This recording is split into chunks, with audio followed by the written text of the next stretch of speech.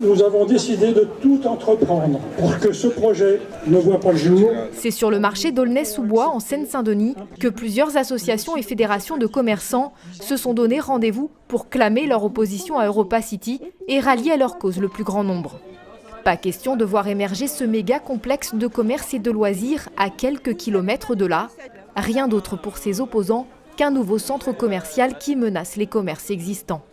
On est en train de créer un pharaonique centre commercial de 235 000 m².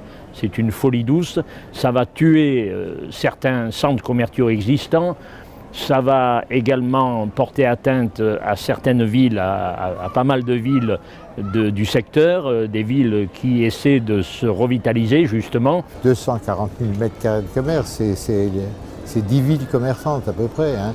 Va automatiquement avoir des conséquences sur les centres-villes aux alentours, et non seulement aux alentours, mais même à 300 km d'ici. L'implantation de plus de 500 boutiques juste à côté de Paris Nord, ça entraînera une cannibalisation évidente de notre centre commercial, des centres commerciaux qui se trouvent autour, des commerces des centres-villes, et donc la destruction des emplois. Donc c'est une vraie réalité. Selon ses opposants, réunis autour du collectif Europa du Tout, le complexe censé voir le jour à l'horizon 2027 sur le triangle de Gonesse détruirait 8000 emplois dans un rayon de 20 km.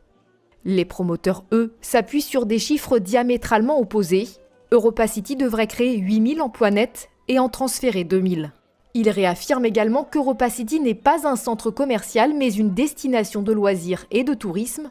Pour preuve, sur les 80 hectares de surface prévus, moins d'un tiers seront consacrés au commerce, assure-t-il.